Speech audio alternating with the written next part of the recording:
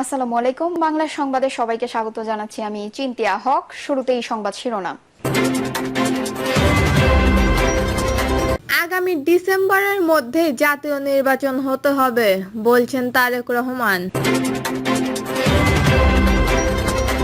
এদিকে দুদকের সাবেক 3 চেয়ারম্যানের বিরুদ্ধে মামলা, সিআইডিকে তদন্তের নির্দেশ। জানাবো, কালকে রাস্তায় নামলে ইউনূস সাহেব 24 ঘন্টাও থাকতে পারবেন না বলছেন গয়েশ্বর। অন্তর্বর্তী সরকারের মেয়াদ বাড়ানোর বিষয়ে সমর্থন নেই জামায়াতের। এবং সর্বশেষ জানাবো, ইউএন ও পুলিশ দিয়ে এদেশে আর নির্বাচন হবে না বলছেন হাসনাত। শুনছিলেন সংবাদ শিরোনাম, এবারে বিস্তারিত। আগামী ডিসেম্বরের মধ্যে জাতীয় নির্বাচন হতে হবে বলছেন তারেক রহমান। আগামী ডিসেম্বরের মধ্যে জাতীয় সংসদ নির্বাচন অনুষ্ঠিত হতে হবে বলেও জানিয়েছেন বিএনপির ভারপ্রাপ্ত চেয়ারম্যান তারেক রহমান। তারেক রহমান বলেন, অন্তর্বর্তী সরকারের প্রধানের সঙ্গে দেখা করে আবারও রাজনৈতিক দলগুলো জাতীয় নির্বাচনের তারিখ, সুস্পষ্ট দিনক্ষণ ঘোষণার দাবি জানিয়েছেন। বিএনপির দাবি, আগামী ডিসেম্বরের ভেতরে জাতীয় নির্বাচন অনুষ্ঠিত হতে হবে। জাতীয় নির্বাচন অনুষ্ঠানের লক্ষ্যে জনপ্রশাসন, আইন শৃঙ্খলা বাহিনী সংস্কারের জন্য অন্তর্বর্তী সরকারের প্রতি বিএনপি সহ যারা একসঙ্গে রাজপথে আন্দোলন করেছি, আমরা আপনাদের সর্বান্তক সমর্থন অব্যাহত রেখেছি। তিনি বলেন, দেশ বিদেশে সম্মানিত, দক্ষ ও যোগ্য ব্যক্তি অন্তর্বর্তী সরকারের প্রধানের নেতৃত্ব অবিলম্বে দেশের ইতিহাস সবচেয়ে অবাধ, নিরপেক্ষ একটি জাতীয় নির্বাচন দেখতে পাবে। আজকে এনসিপির এই প্রতিষ্ঠা বার্ষিকী এই আশাবাদ ব্যক্ত করছি। আজকে এনপিপির এই প্রতিষ্ঠা বার্ষিকীতে এই আশাবাদ ব্যক্ত করছি। বিএনপির ভারপ্রাপ্ত চেয়ারম্যান বলেন, পতিত পলাতক স্বৈরাচারের আমলে রাষ্ট্রীয় রাজনীতি ও গণতান্ত্রিক দলগুলোকে নানাভাবে দমন পীড়ন ও ষড়যন্ত্রের মোকাবেলা করতে হয়েছে। এনসিপিও সেই তালিকা থেকে বাদ যায়নি। আপনারা আজ ফ্যাসিস্ট মুক্ত পরিবেশ দলের প্রতিষ্ঠা বার্ষিকী পালন করছেন। পতিত স্বৈরাচার আর কোনোভাবেই যেন ফিরতে না পারে, সেটাই হোক প্রতিটি রাজনৈতিক দলের লক্ষ্য। তিনি বলেন, ফ্যাসিস্টবাদের পথ রুক্ষ করে রাষ্ট্র, সরকার ও রাজনৈতিক গুণগত পরিবর্তনের জন্য দরকার প্রয়োজনীয় সংস্কার। সময়ের প্রয়োজন সাংবাদিকতা ও আইনগত সংস্কার এবং প্রায়োগিক সংস্কার, অর্থাৎ উভয় প্রকারের সংস্কারের বিকল্প নেই। অল্প কিংবা বেশি সংস্কার বলে কিছু নেই। রাষ্ট্র ও রাজনৈতিক জন্য সংস্কার একটি চলমান প্রক্রিয়া। আমার কাছে মনে হয় পুঁথিগত সংস্কারের চেয়ে প্রায়োগিক সংস্কার বেশি প্রয়োজন। তিনি আরও বলেন, প্রতিটি নাগরিক অধিকারের দাবিতে স্বেচ্ছায় থাকতে হবে। দেশের জনগণ কিন্তু সরকারের করুণার পাত্র নয়। সরকার অবশ্যই জনগণের কথা শুনবে, জনগণের ন্যায্য দাবি মানতে বাধ্য। এখানে সরকারের মান অভিমান বা রাগ বিরাগের কোনো সুযোগ নেই বলেও জানিয়েছেন তিনি।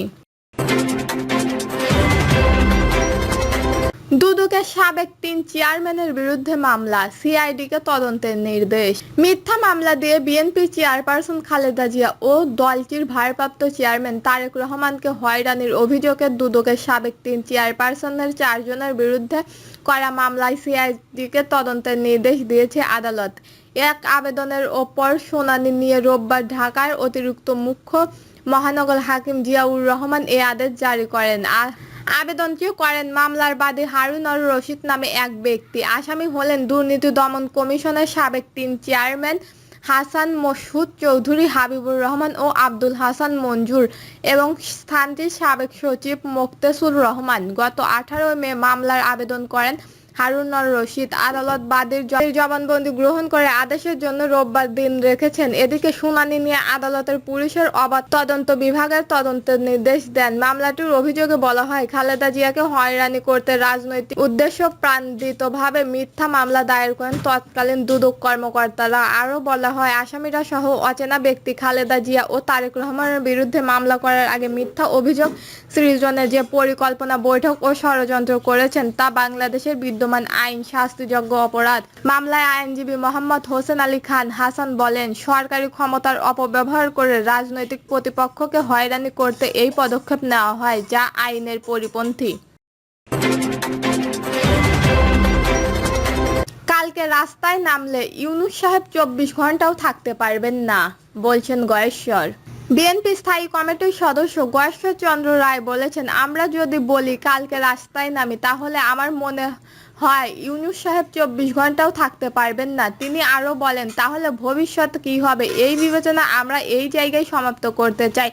আমরা চাই ডক্টর মোহাম্মদ ইউনূস সফল হন। ডক্টর ইউনূস সফল মানে আমাদের জুলাই আগস্টের আন্দোলন একটি সফলতা। প্রধান উপদেষ্টাকে উদ্দেশ্য করে বিএনপির এই নেতা বলেন, আপনার তো সংস্কার করার কোনো ক্ষমতা নেই। নারী যদি সুন্দরী হয়, সে যদি বদ্ধা হয়, তার প্রতি আকর্ষণ থাকতে পারে, কিন্তু সন্তান জন্ম দেওয়ার ক্ষমতা নাই। তিনি অভিযোগ করেন, ক্ষমতায় থাকলে মৌলিকবাদীদের একসাথে করেছেন প্রধান উপদেষ্টা ডক্টর মোহাম্মদ ইউনূস।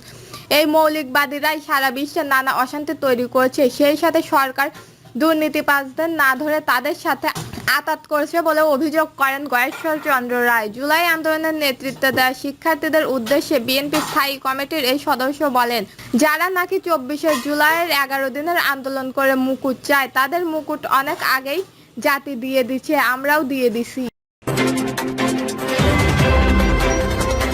অন্তর্বর্তী সরকারের মেয়াদ বাড়ানোর বিষয়ে সমর্থন নেই জামায়াতের। অন্তর্বর্তী সরকারের মেয়াদ বাড়ানোর বিষয়ে জামায়াতের সমর্থন নেই বলে মন্তব্য করেছেন জামায়াত ইসলামী আমির ডক্টর শফিকুর রহমান। দেশের স্বার্থের বিরুদ্ধে যায় কিছুতে সমর্থন নেই জামায়াতের উল্লেখ করেন তিনি। বলেন, করিডোর ও বন্দরের মতো ইস্যুতে নির্বাচিত সরকারের সিদ্ধান্ত নেওয়া উচিত।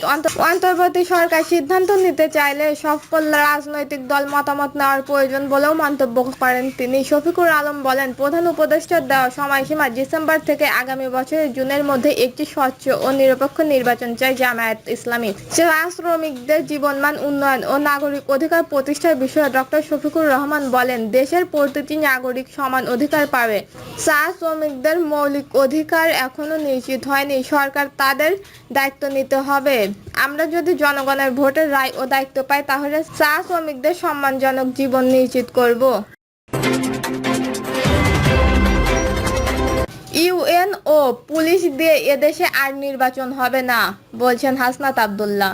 জুলাই আন্দোলনের শহীদ ও আহতদের রক্তের বিনিময়ে এই বাংলাদেশ, পরবর্তী বাংলাদেশকে অবশ্যই জবাবদিহিতামূলক বাংলাদেশ হিসেবে গড়ে তুলতে হবে আমাদের। যে বাংলাদেশে রাতে কোনো নির্বাচন হবে না, কোনো দামি নির্বাচন হবে না, 2 বারের বেশি কেউ প্রধানমন্ত্রী হতে পারবে না। ইউএনও পুলিশ দিয়ে এদেশে আর কোনো নির্বাচন হবে না বলে মন্তব্য করেছেন জাতীয় নাগরিক পার্টির দক্ষিণাঞ্চলের মুখ্য সংগঠন হাসনাত আব্দুল্লাহ। হাসনাত আব্দুল্লাহ বলেন, এই বাংলাদেশের সাম্প্রতিক বাংলাদেশ, এই বাংলাদেশ বিনির্মাণের আমি আপনাদের সহযোগিতা চাই। জনতা এখন ক্ষমতাবান হয়েছে, কথাই বলে মানুষ এখন আর ভয় পায় না।